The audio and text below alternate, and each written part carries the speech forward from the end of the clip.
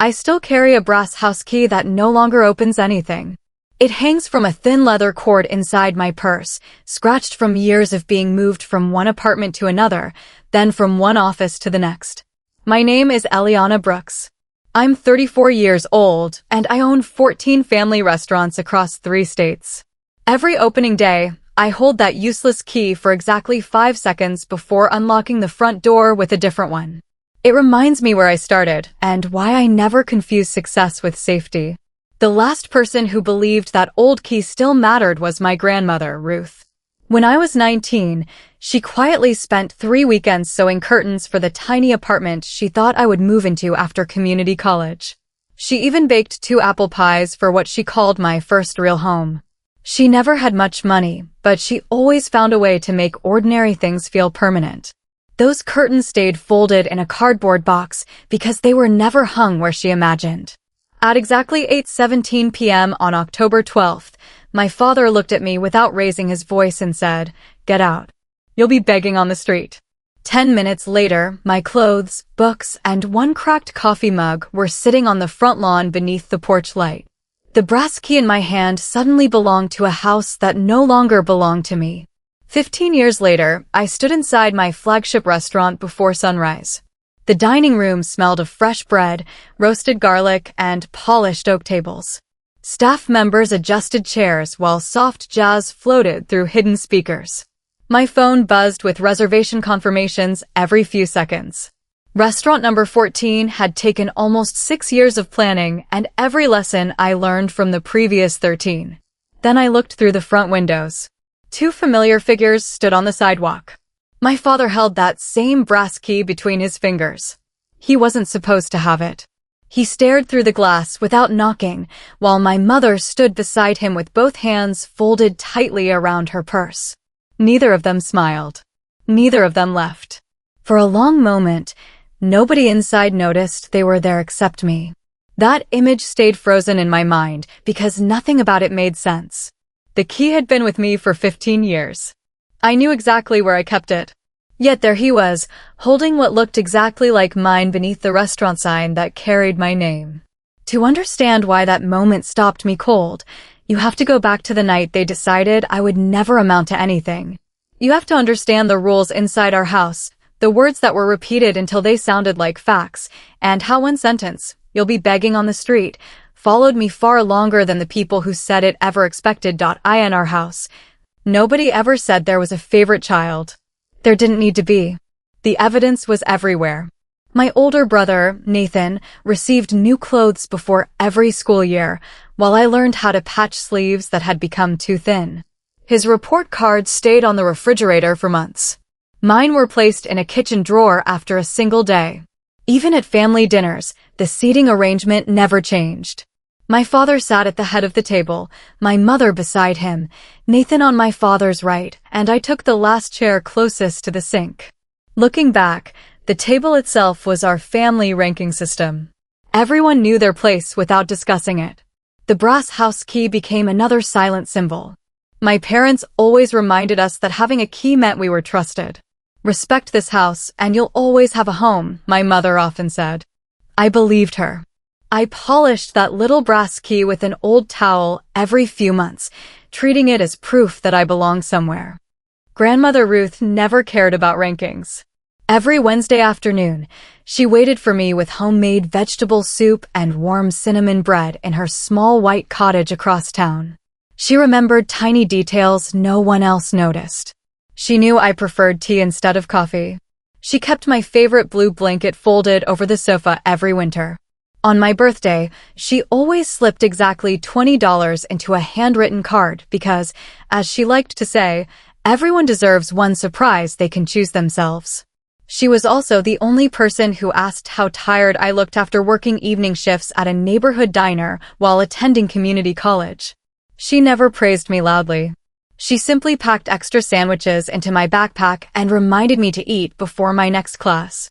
The hardest truth to admit is that I wasn't only the victim of our family system. I helped keep it alive. Whenever relatives noticed the unequal treatment, I laughed it off. I explained away forgotten birthdays, canceled plans, and harsh comments because I wanted everyone to believe we were a normal family. I convinced myself that if I worked harder, earned better grades, or complained less, everything would eventually become fair. By the autumn I turned 19, I thought I had finally earned a little trust.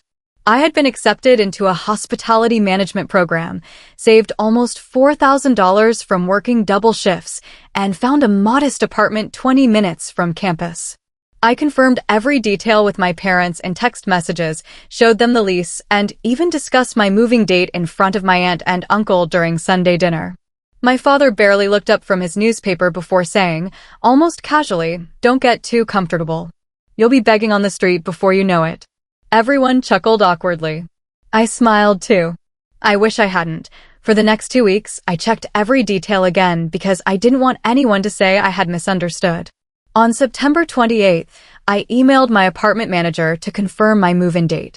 The confirmation arrived at 9:14 a.m. the same morning.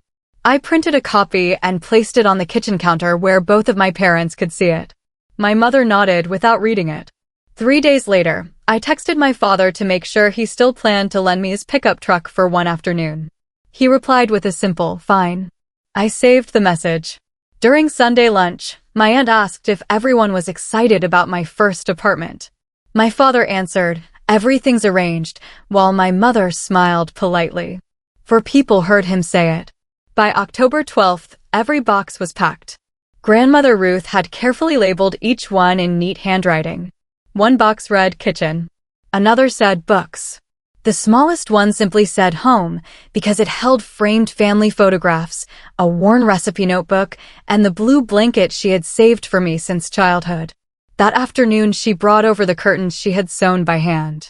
The fabric was soft cream with tiny blue flowers stitched into the corners. She spent nearly an hour ironing every fold so they would hang perfectly in my new apartment. Before leaving, she slipped a plain white envelope into my coat pocket. "Open it tomorrow," she whispered with a gentle smile. At exactly 8:17 p.m., while I was taping the final moving box shut in the living room, my phone vibrated. It was a text from my father. "Come downstairs now." I assumed he wanted to discuss tomorrow's schedule. Instead, both of my parents were standing near the front door. My packed boxes surrounded the hallway, ready to be loaded into the truck the next morning. The curtains grandmother had sewn rested neatly across the sofa. My father folded his arms. "We've changed our minds." I stared at him, waiting for an explanation that never came. "You're not moving tomorrow," my mother said flatly. "I already signed the lease," I answered. "Everything is paid." My father looked directly at me, his expression completely calm. "No," he said. "You're leaving tonight." For a second, I honestly thought he was joking. Then he reached into his pocket. He held out my brass house key. "You won't need this anymore." When I didn't move, he placed the key in my palm and spoke the sentence that would echo through the next 15 years. "You'll be begging on the street." As he spoke, my mother picked up the carefully folded curtains grandmother had spent weeks making. She set them on top of the packed boxes without looking at them once. The room suddenly felt impossibly small. Everything prepared for a hopeful beginning stood only a few feet away from the words that ended my place in that house forever. 10 minutes later, my belongings were stacked beside the curb under the porch light. I stood there with 2 suitcases, 6 cardboard boxes, the folded curtains, and the brass house key resting heavily in my hand.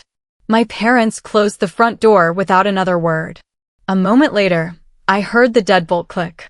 It was the quietest sound I had ever heard, yet it echoed louder than any argument. A faded blue sedan pulled to the curb. Grandmother Ruth stepped out before I could call her. She looked at the boxes, then at me. She never asked what happened because she already knew. Instead, she picked up the smallest carton labeled home, brushed a little dirt from the lid, and placed it carefully in her trunk. Then she handed me the white envelope she had tucked into my coat earlier that afternoon. Inside was exactly $487. It was nearly everything she had saved that year. Along with the money was a single handwritten note. "Don't spend your life proving them wrong. Spend it proving yourself right." Those words became far more valuable than the cash. I rented a single room above an old bakery for $425 a month. Every morning at 4:30 a.m., I helped prepare bread downstairs before attending classes. In the evenings, I worked tables at a neighborhood diner until nearly midnight. I slept 4 or 5 hours most nights, but each paycheck went toward tuition, rent, and eventually a small savings account that carried one impossible dream. 5 years later, I bought a struggling cafe that everyone else believed would fail. 3 years after that, I opened my second restaurant. Then a third. Then a fourth. Each new location was built the same way, without shortcuts, without investors demanding control, and without forgetting the employees who reminded me of my younger self. Every restaurant had one empty chair near the kitchen during opening week. It wasn't reserved for an important guest. It reminded me to leave room for grace, even when it wasn't returned. 15 years after standing on that front lawn, I unlocked the doors to restaurant number 14.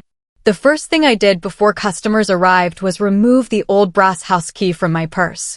Instead of hiding it away, I placed it inside a simple wooden frame near my office door. Beneath it, a small brass plaque carried Grandmother Ruth's handwritten words. Don't spend your life proving them wrong. Spend it proving yourself right. An hour later, my receptionist quietly told me that 2 people were waiting outside. My parents. I let them wait. Not because I wanted revenge, but because for the first time in my life, I was no longer living on their clock. When they finally came inside, my father looked older than I remembered. His shoulders had softened. His voice had lost the certainty that once filled every room. He asked only one question. Is there any way to fix this? I told him there was one condition. He didn't need to apologize to me first. He needed to apologize to the woman who had carried my future when they left it on the lawn. Grandmother Ruth and my parents spent nearly an hour talking privately. I never listened through the door. Some conversations deserve witnesses. Others deserve dignity. Whatever was said between them stayed with them, exactly where it belonged. Today, every Sunday evening, our family gathers at one of my restaurants. There is no head of the table anymore. Everyone serves someone else before filling their own plate. My father quietly places fresh flowers beside Grandmother Ruth's favorite seat, even though she is no longer with us. He has never missed a Sunday. The brass key still hangs on the wall. It doesn't remind me of the home I lost. It reminds me that the strongest doors are the ones you build yourself. They told me I'd end up begging on the street. 15 years, 14 restaurants, and 1 brass key later, I learned that real success isn't proving your worth to the people who doubted you. It's building a place where no one else has to earn the right to belong.